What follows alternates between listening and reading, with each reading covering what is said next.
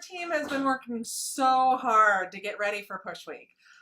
We have been clearing the deck, right?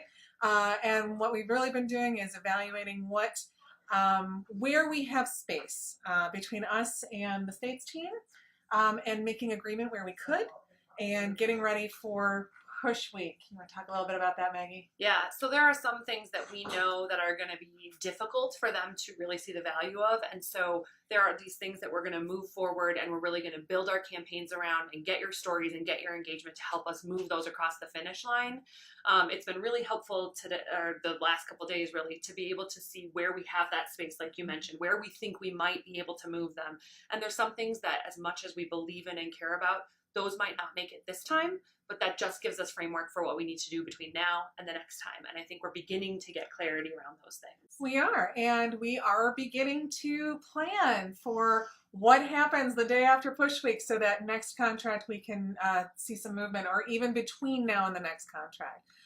Maggie mentioned stories, and we just had 3 members come and tell their stories about economics.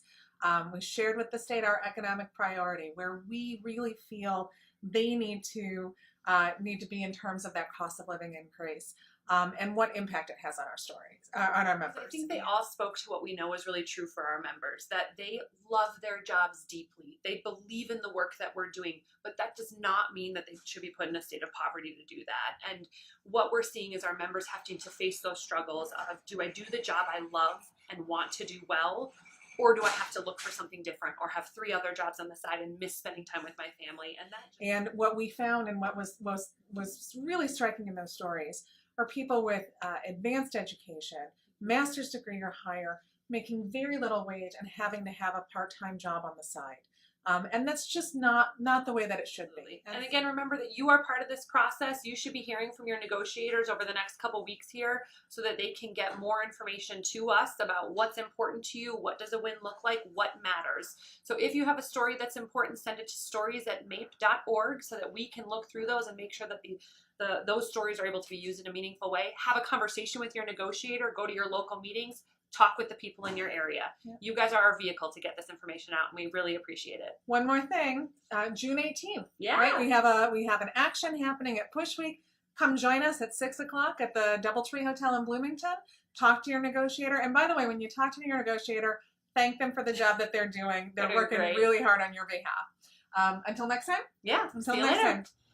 We need to keep up with inflation. We are constantly tasked with doing more with less. We know a lot about budgets. It's the same thing for individual families. We try to use the state's money well. I have to use my income well, and those little bumps and little pay increases help me do that, and they help me afford being around and having a family. These contract increases make it $1 versus 50 cents. That's a lot of money to me in the long run. That's the difference between paying things off and for right now, it's for me buying a home, getting approved for a loan. That's the difference $1 makes the 50 cents can. One of the main reasons I wanted to speak with the negotiators today was talking about low wages, but also talking about advancement, retaining, recruitment, and all those good things that the state needs to obviously look at. To at least get the message across that we need to hopefully restructure and look at different things the way we want to retain and recruit great state employees that we have already here today. The reason I wanted to be here today to speak with the negotiating team was to discuss wages, and how there are a lot of MAPE members like myself who are at the top of their pay scale.